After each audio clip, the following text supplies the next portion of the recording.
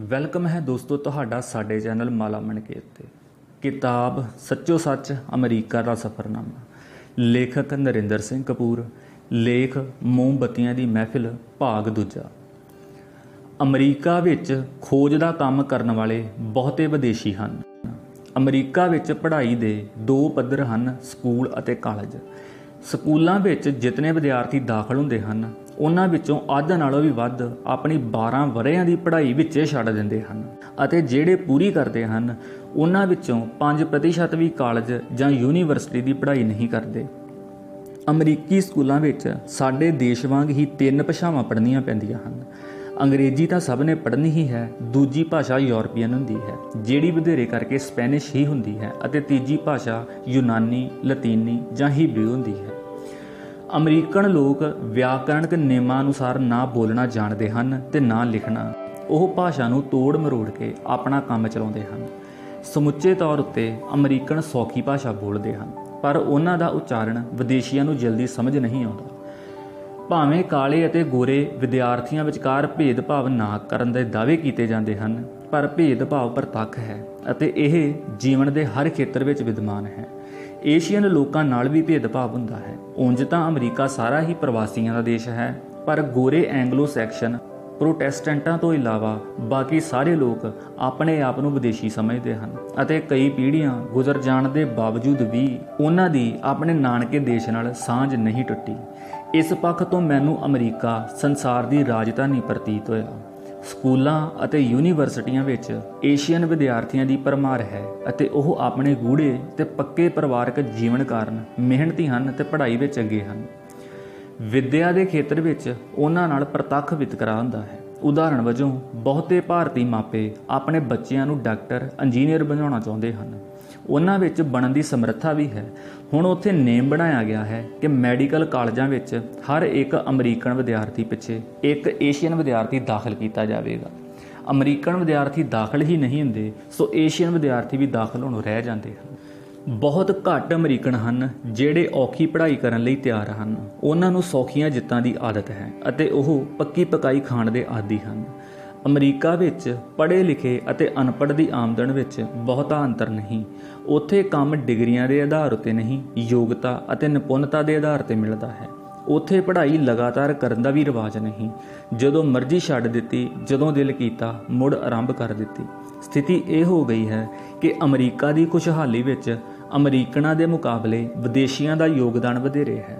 ਜਿਵੇਂ ਅਸੀਂ ਬਿਹਾਰ ਅਤੇ ਉੱਤਰ ਪ੍ਰਦੇਸ਼ ਦੇ ਮਜ਼ਦੂਰਾਂ ਸਹਾਰੇ ਆਪਣੀ ਖੇਤੀਬਾੜੀ ਦਾ ਵਿਕਾਸ ਕੀਤਾ ਹੈ, ਇਵੇਂ ਹੀ ਸਸਤੀ ਵਿਦੇਸ਼ੀ ਲੇਬਰ ਦੇ ਸਹਾਰੇ ਉਹਨਾਂ ਨੇ ਖੁਸ਼ਹਾਲੀ ਪ੍ਰਾਪਤ ਕੀਤੀ ਹੈ। ਅਮਰੀਕਾ ਵਿੱਚ ਸਕੂਲ ਦੀ ਪੜ੍ਹਾਈ, ਕਿਤਾਬਾਂ ਅਤੇ ਕਈ ਥਾਈਂ ਖਾਣਾ ਵੀ ਮੁਫਤ ਹੈ। ਹੋਰ ਸਹੂਲਤਾਂ ਵੀ ਮੁਫਤ ਹਨ, ਪਰ ਕਿਉਂਕਿ ਅਮਰੀਕਾ ਵਿੱਚ ਕੁਝ ਵੀ ਮੁਫਤ ਨਹੀਂ, ਉੱਥੇ ਜਾਇਦਾਦ ਉੱਤੇ ਲੱਗਣ ਵਾਲਾ ਸਾਰਾ ਟੈਕਸ ਸਕੂਲਾਂ ਉੱਤੇ ਖਰਚ ਕੀਤਾ ਜਾਂਦਾ ਹੈ। ਜਦੋਂ ਮਾਪੇ ਵੱਧ ਸਹੂਲਤਾਂ ਮੰਗਦੇ ਹਨ ਤਾਂ ਉਹਨਾਂ ਦਾ ਟੈਕਸ ਵੱਧ ਜਾਂਦਾ ਹੈ। ਜਿਤਨਾ ਚੰਗਾ ਸਕੂਲ ਹੋਵੇਗਾ ਉਤਨਾ ਵਧੇਰੇ ਟੈਕਸ ਹੋਵੇਗਾ, ਪਰ ਪੜ੍ਹਾਈ ਲਈ ਕੋਈ ਰਕਮ ਵਸੂਲ ਨਹੀਂ ਕੀਤੀ ਜਾਂਦੀ। ਉੱਥੋਂ ਦੇ ਆਮ ਸਕੂਲਾਂ ਵਿੱਚ ਇਤਨੀਆਂ ਸਹੂਲਤਾਂ ਹਨ ਜਿਤਨੀਆਂ ਸਾਡੀ ਯੂਨੀਵਰਸਿਟੀਆਂ ਵਿੱਚ ਵੀ ਨਹੀਂ। ਟੈਲੀਵਿਜ਼ਨ ਅਤੇ ਮਨਪਰਚਾਵੇ ਦੇ ਹੋਰ ਸਾਧਨਾਂ ਨੇ ਅਮਰੀਕਾ ਵਿੱਚ ਵਿੱਦਿਆ ਦੇ ਖੇਤਰ ਵਿੱਚ ਦਿਲਚਸਪੀ ਲਗਭਗ ਮੁਕਾ ਦਿੱਤੀ ਹੈ। ਗਣਿਤ ਦੇ ਖੇਤਰ ਵਿੱਚ ਅਮਰੀਕਨਾਂ ਦੀ ਤਰਸਯੋਗ ਹਾਲਤ ਵੇਖ ਕੇ ਹਾਸਾ ਹੀ ਆਉਂਦਾ ਹੈ। ਅਮਰੀਕਾ ਦੇ ਸਕੂਲ ਪਾਸ ਵਿਦਿਆਰਥੀਆਂ ਨੂੰ 5 ਦਾ ਵੀ ਪਹਾੜਾ ਨਹੀਂ ਆਉਂਦਾ। ਇੱਕ ਸਟੋਰ ਵਿੱਚ ਇੱਕ ਵਸਤ $45 ਦੀ ਮਿਲ ਰਹੀ ਸੀ ਅਤੇ ਉਸ ਉੱਤੇ 30% ਰਿਆਇਤ ਸੀ। ਜਦੋਂ ਮੈਂ ਜ਼ਬਾਨੀ ਹੀ ਦੱਸਿਆ ਕਿ $31.5 ਬਣਦੇ ਹਨ ਤਾਂ ਪੈਸੇ ਵਸੂਲਣ ਵਾਲੀ ਕੁੜੀ ਨੇ ਹੈਰਾਨੀ ਨਾਲ ਮੇਰੇ ਤੋਂ ਪੁੱਛਿਆ ਕਿ ਇਹ ਸਾਰਾ ਹਿਸਾਬ ਤੁਸੀਂ ਆਪਣੇ ਦਿਮਾਗ ਨਾਲ ਕੀਤਾ ਹੈ।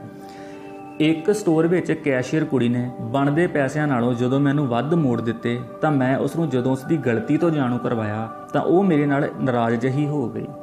ਅਜਿਹੀਆਂ ਗਲਤੀਆਂ ਉਹ ਆਮ ਕਰਦੇ ਹਨ। ਉਹ ਆਪਣੀ ਜੇਬ ਵਿੱਚੋਂ ਪੈਸਾ ਪਾ ਦੇਣਗੇ ਪਰ ਹਿਸਾਬ ਨੂੰ ਘੋਖਣ ਪਰਖਣਗੇ ਨਹੀਂ, ਕਿਉਂਕਿ ਉਹਨਾਂ ਨੂੰ ਘੋਖਣਾ ਨਹੀਂ ਆਉਂਦਾ।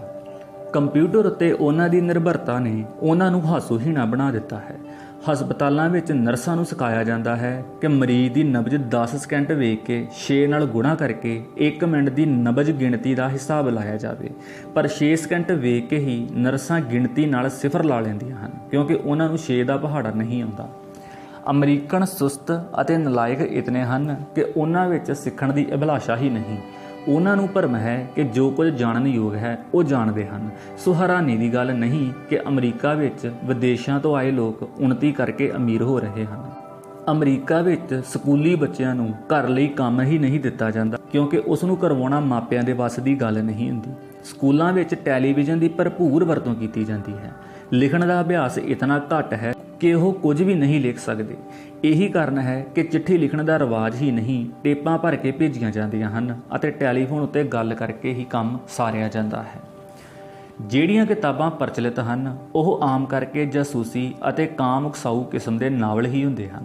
ਅਮਰੀਕਨ ਲੋਕ ਅਖਬਾਰਾਂ ਰਸਾਲੇ ਖਰੀਦਦੇ ਹਨ ਕੇਵਲ ਤਸਵੀਰਾਂ ਵੇਖਣ ਲਈ। ਲਾਇਬ੍ਰੇਰੀਆਂ ਵਿੱਚੋਂ ਕਿਤਾਬਾਂ ਹੀ ਨਹੀਂ, ਸਭ ਪ੍ਰਕਾਰ ਦੀਆਂ ਟੇਪਾਂ, ਰਿਕਾਰਡ, ਕੈਸਟਾਂ ਆਦਿ ਵੀ ਮਿਲਦੀਆਂ ਹਨ। ਲਾਇਬ੍ਰੇਰੀਆਂ ਵਿੱਚ ਪੁਰਾਣੀਆਂ ਹੋ ਗਈਆਂ ਕਿਤਾਬਾਂ ਨੂੰ ਸਸਤੀ ਕੀਮਤ 'ਤੇ ਵੇਚਣ ਲਈ ਰੱਖਿਆ ਜਾਣਾ ਮੈਨੂੰ ਚੰਗਾ ਲੱਗਾ।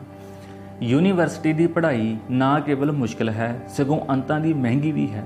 ਯੂਨੀਵਰਸਿਟੀਆਂ ਵਿੱਚ ਆਲੇ ਦੁਆਲੇ ਦੀਆਂ ਲੋੜਾਂ ਅਨੁਸਾਰ ਕੋਰਸ ਕਰਵਾਉਂਦੀਆਂ ਹਨ। ਉਦਾਹਰਣ ਵਜੋਂ ਨਿਊਯਾਰਕ ਵਪਾਰ ਦਾ ਕੇਂਦਰ ਹੈ। ਉੱਥੇ ਯੂਨੀਵਰਸਿਟੀਆਂ ਵਿੱਚ ਵਪਾਰ ਨਾਲ ਸੰਬੰਧਿਤ ਕੋਰਸ ਵਧੇਰੇ ਹਨ। ਵਾਸ਼ਿੰਗਟਨ ਰਾਜਨੀਤੀ ਦਾ ਕੇਂਦਰ ਹੈ। ਉੱਥੇ ਯੂਨੀਵਰਸਿਟੀ ਵਿੱਚ ਰਾਜਨੀਤੀ ਨਾਲ ਸੰਬੰਧਿਤ ਕੋਰਸ ਵਧੇਰੇ ਵਿਕਸਿਤ ਹਨ। ਲਾਸ ਵੇਗਾਸ ਜੂਏ ਦਾ ਕੇਂਦਰ ਹੈ। ਉੱਥੇ ਜੂਆ ਖਿਡਾਉਣ ਆਦਿ ਦੇ ਕੋਰਸ ਵਧੇਰੇ ਹਨ। ਬਹੁਤੀ ਪੜ੍ਹਾਈ ਅਮਲੀ ਹੈ ਅਤੇ ਉਪਜੀਵਕਾ ਨਾਲ ਸਿੱਧੀ ਜੁੜੀ ਹੋਈ ਅਤੇ ਨਿਪੁੰਨ ਯੋਗਤਾ ਵਜਾਉਣ ਵਾਲੀ ਹੁੰਦੀ ਹੈ। ਆਮ ਕਰਕੇ ਯੂਨੀਵਰਸਿਟੀ ਪਹੁੰਚਣ ਤੱਕ ਵਿਦਿਆਰਥੀ ਦਾ ਵਿਆਹ ਹੋ ਚੁੱਕਾ ਹੁੰਦਾ ਹੈ। ਸੋ ਇੱਕ ਜੀ ਕੰਮ ਕਰਦਾ ਹੈ ਤੇ ਦੂਜਾ ਪੜ੍ਹਦਾ ਹੈ। ਇਵੇਂ ਪਤੀ ਪਤਨੀ ਵਾਰੀ ਸਿਰ ਪੜ੍ਹਦੇ ਹਨ। ਜੇ ਮਾਪੇ ਹਮਦਰਦ ਹੋਣ ਤਾਂ ਉਹ ਕੁਝ ਮਦਦ ਕਰਦੇ ਹਨ। ਵਜ਼ੀਫੇ ਵੀ ਮਿਲਦੇ ਹਨ, ਪਰ ਤਾਂ ਵੀ ਕੰਮ ਜ਼ਰੂਰ ਕਰਨਾ ਪੈਂਦਾ ਹੈ। ਅਮਰੀਕਾ ਵਿੱਚ ਯੂਨੀਵਰਸਿਟੀਆਂ ਦੇ ਵਿਦਿਆਰਥੀਆਂ ਨੂੰ ਵੇਖ ਕੇ ਤਾਂ ਇਉਂ ਲੱਗਦਾ ਹੈ ਜਿਵੇਂ ਸਾਡੇ ਦੇਸ਼ ਵਿੱਚ ਵਿਦਿਆਰਥੀ ਤਾਂ ਕਾਲਜਾਂ ਯੂਨੀਵਰਸਿਟੀਆਂ ਵਿੱਚ ਘੁੰਮਣ ਫਿਰਨ ਅਤੇ ਚੋਹਲ ਮੋਹਲ ਕਰਨ ਹੀ ਆਉਂਦੇ ਹਨ। ਅਮਰੀਕੀ ਗਿਰਜਿਆਂ ਦੇ ਮੁਕਾਬਲੇ ਉਹਨਾਂ ਦੀਆਂ ਲਾਇਬ੍ਰੇਰੀਆਂ ਵਿੱਚ ਵਧੇਰੇ ਭੀੜ ਹੁੰਦੀ ਹੈ। ਉੱਥੇ ਪੜ੍ਹਾਈ ਬੜੀ ਮਿਹਨਤ ਮੰਗਦੀ ਹੈ। ਮੇਰੇ ਉੱਥੇ ਹੁੰਦਿਆਂ ਇੱਕ ਪ੍ਰੋਫੈਸਰ ਨੇ 600 ਪੰਨਿਆਂ ਦੀ ਇੱਕ ਕਿਤਾਬ ਇੱਕ ਵਿਦਿਆਰਥੀ ਨੂੰ ਦਿੰਦਿਆਂ ਕਿਹਾ ਕਿ ਇਸ ਨੂੰ ਪੜ੍ਹ ਕੇ ਕੱਲ੍ਹ ਇਸ ਉੱਤੇ ਲੇਖ ਲਿਖ ਕੇ ਲਿਆਉਣਾ। ਵਿਦਿਆਰਥੀ ਨੇ ਕਿਹਾ ਕਿ ਇਸ ਨੂੰ ਪੜ੍ਹਨ ਲਈ ਹੀ 2 ਦਿਨ ਚਾਹੀਦੇ ਹਨ। ਉੱਤਰ ਮਿਲਿਆ ਤਾਂ ਫਿਰ ਤੁਸੀਂ ਆਪਣੇ ਦੇਸ਼ ਵਾਪਸ ਪਰਤ ਜਾਵੋ। ਉੱਥੇ ਯੂਨੀਵਰਸਿਟੀ ਵਿੱਚ ਪੜ੍ਹਨਾ ਅਤੇ ਲਾਪਰਵਾਹ ਹੋਣਾ ਸੰਭਵ ਹੀ ਨਹੀਂ। ਕੈਲੀਫੋਰਨੀਆ ਯੂਨੀਵਰਸਿਟੀ ਵਿੱਚ ਪੜ੍ਹਾਈ ਦੇ ਕੰਮ ਦੇ ਬੋਝ ਥੱਲੇ ਦੱਬੇ ਅਤੇ ਸਹਿਮੇ ਹੋਏ ਵਿਦਿਆਰਥੀ ਅਜੇ ਵੀ ਮੇਰੀਆਂ ਅੱਖਾਂ ਅੱਗੇ ਆਉਂਦੇ ਰਹਿੰਦੇ ਹਨ। ਉੱਥੇ ਦੀਆਂ ਲਾਇਬ੍ਰੇਰੀਆਂ ਵਿੱਚ ਕਿਸੇ ਨੂੰ ਵੇਖ ਕੇ ਤੁਸੀਂ ਨਹੀਂ ਦੱਸ ਸਕਦੇ ਕਿ ਕਿਹੜਾ ਪ੍ਰੋਫੈਸਰ ਹੈ ਤੇ ਕਿਹੜਾ ਵਿਦਿਆਰਥੀ, ਕਿਉਂਕਿ ਉੱਥੇ ਹਰ ਉਮਰ ਦੇ ਵਿਦਿਆਰਥੀ ਅਤੇ ਹਰ ਉਮਰ ਦੇ ਪ੍ਰੋਫੈਸਰ ਮਿਲ ਜਾਣਗੇ। ਅਮਰੀਕਨ ਸਕੂਲਾਂ ਵਿੱਚ ਅਤੇ ਵਿਸ਼ੇਸ਼ ਕਰਕੇ ਯੂਨੀਵਰਸਿਟੀਆਂ ਵਿੱਚ ਵਾਤਾਵਰਣ ਬੜਾ ਆਜ਼ਾਦ ਅਤੇ ਰਚਨਾਤਮਕ ਹੈ। ਜੋ ਕੁਝ ਕਰਨਾ ਚਾਹੁੰਦੇ ਹੋ ਕਰੋ, ਸਭ ਸਹੂਲਤਾਂ ਖਿੜੇ ਮੱਥੇ ਦਿੱਤੀਆਂ ਜਾਣਗੀਆਂ। ਬਹੁਤੇ ਲੋਕ ਸ਼ਾਮ ਦੇ ਕੋਰਸਾਂ ਵਿੱਚ ਪੜ੍ਹਦੇ ਹਨ। ਪੜ੍ਹਾਈ ਘੰਟਿਆਂ ਦੇ ਹਿਸਾਬ ਨਾਲ ਹੁੰਦੀ ਹੈ ਅਤੇ ਪੜ੍ਹਾਈ ਦਾ ਅਰਥ ਪੜ੍ਹਾਈ ਹੈ। 60 ਘੰਟੇ ਦਾ ਕੋਰਸ 60 ਘੰਟੇ ਵਿੱਚ ਹੀ ਹੋਵੇਗਾ। ਤੁਸੀਂ ਭਾਵੇਂ 1 ਮਹੀਨੇ ਵਿੱਚ ਪੂਰਾ ਕਰੋ, ਭਾਵੇਂ 6 ਮਹੀਨਿਆਂ ਵਿੱਚ। ਪੜ੍ਹਾਈ ਵਾਂਗ ਹੀ ਸੱਭਿਆਚਾਰਕ ਪ੍ਰੋਗਰਾਮਾਂ ਦੀ ਭਰਮਾਰ ਹੈ। ਨਿਊਯਾਰਕ ਯੂਨੀਵਰਸਿਟੀ ਤਾਂ ਪੂਰਾ ਸ਼ਹਿਰ ਹੈ ਜਿੱਥੇ 5000 ਪੱਕੇ ਪ੍ਰੋਫੈਸਰ ਅਤੇ 5000 ਮਹਿਮਾਨ ਪ੍ਰੋਫੈਸਰ ਹਨ। ਵਿਦਿਆਰਥੀਆਂ ਦੀ ਗਿਣਤੀ ਦਾ ਸ਼ੁਮਾਰ ਹੀ ਨਹੀਂ, ਦਿਨ ਰਾਤ ਮੇਲੇ ਵਾਲਾ ਵਾਤਾਵਰਣ ਹੁੰਦਾ ਹੈ। ਮੈਂ ਜਾਣਨਾ ਚਾਹੁੰਦਾ ਸਾਂ ਕਿ ਅਮਰੀਕਾ ਦੀ ਖੁਸ਼ਹਾਲੀ ਵਿੱਚ ਉੱਥੋਂ ਦੀਆਂ ਵਿੱਦਿਅਕ ਸੰਸਥਾਵਾਂ ਦਾ ਕੀ ਰੋਲ ਹੈ। ਉੱਥੇ ਰਵਾਇਤੀ ਪੜ੍ਹਾਈ ਦਾ ਮਹੱਤਵ ਬਹੁਤ ਘਟ ਗਿਆ ਹੈ, ਪਰ ਅਮਲੀ ਪੜ੍ਹਾਈ ਅਤੇ ਕੋਰਸਾਂ ਦਾ ਮਹੱਤਵ ਵੱਧ ਗਿਆ ਹੈ। ਮੈਂ ਇਹ ਵੀ ਅਨੁਭਵ ਕੀਤਾ ਹੈ ਕਿ ਉਹਨਾਂ ਦੀ ਅਮੀਰੀ ਉਹਨਾਂ ਦੇ ਸਭ ਦੋਸ਼ ਢੱਕ ਲੈਂਦੀ ਹੈ, ਜਦੋਂ ਕਿ ਸਾਡੀ ਗਰੀਬੀ ਕਾਰਨ ਸਾਡੇ ਗੁਣ ਵੀ ਦੋਸ਼ ਬਣ ਜਾਂਦੇ ਹਨ। ਹਰੇਕ ਭਾਰਤੀ ਵਿਦਿਆਰਥੀ ਔਸਤ ਅਮਰੀਕੀ ਵਿਦਿਆਰਥੀ ਨਾਲੋਂ ਵਧੇਰੇ ਚੇਤਨ, ਜ਼ਿੰਮੇਵਾਰ ਅਤੇ ਮਿਹਨਤੀ ਹੈ। ਉੱਥੇ ਕੰਮ ਦੇ ਅਥਾਹ ਮੌਕੇ ਘੁੱਗੂਆਂ ਨੂੰ ਵੀ ਵਿਸ਼ੇਸ਼ਕ ਬਣਾ ਦਿੰਦੇ ਹਨ, ਜਦੋਂ ਕਿ ਸਾਡੇ ਦੇਸ਼ ਵਿੱਚ ਕਿਸੇ ਵਿਰਲੇ ਨੂੰ ਹੀ ਆਪਣੀ ਯੋਗਤਾ ਵਿਖਾਉਣ ਦਾ ਅਵਸਰ ਮਿਲਦਾ ਹੈ। ਅਮਰੀਕਾ ਦੀ ਉੱਨਤੀ ਵਿੱਚ ਵਿਗਿਆਨ ਦੀ ਸਿੱਖਿਆ ਫੈਸਲਾਕੁੰਨ ਰੋਲ ਨਿਭਾ ਰਹੀ ਹੈ। ਉੱਥੇ ਵਿਗਿਆਨ ਦਾ ਬੋਲਬਾਲਾ ਹੈ। ਉਹ ਚੰਦਰਮਾ ਉੱਤੇ ਪਹੁੰਚ ਗਏ ਹਨ ਅਤੇ ਅਸੀਂ ਚੰਦਰਮਾ ਦੀ ਦੂਜ, ਤੀਜ ਅਤੇ ਪੰਚਮੀ ਨੂੰ ਮੱਥੇ ਟੇਕ ਰਹੇ ਅਤੇ ਕੁੰਭ ਸਮੇਂ ਇਸ਼ਨਾਨ ਕਰ ਰਹੇ ਹਾਂ। ਉਹਨਾਂ ਸਾਹਮਣੇ ਜੀਵਨ ਦਾ ਉਦੇਸ਼ ਜ਼ਿੰਦਗੀ ਨੂੰ ਮਾਣਨਾ ਹੈ, ਜਦੋਂ ਕਿ ਸਾਡਾ ਜ਼ੋਰ ਵਰਤ ਰੱਖ ਕੇ ਤੀਰਥਾਂ ਉੱਤੇ ਇਸ਼ਨਾਨ ਕਰਕੇ ਮੁਕਤੀ ਪ੍ਰਾਪਤ ਕਰਨਾ ਹੈ। ਉਹ ਸੋਚ ਨੂੰ ਤਿੱਖਾ ਕਰਨ ਦੇ ਨਿੱਤ ਨਵੇਂ ਢੰਗ ਤਰੀਕੇ ਲੱਭ ਰਹੇ ਹਨ। ਅਸੀਂ ਅੱਜ ਵੀ ਕਰਾਮਾਤਾਂ ਅਤੇ ਸੂਰਜ ਗ੍ਰਹਿਣ ਦੀਆਂ ਕਹਾਣੀਆਂ ਨਾਲ ਭਰਮਾਏ ਜਾ ਰਹੇ ਹਾਂ।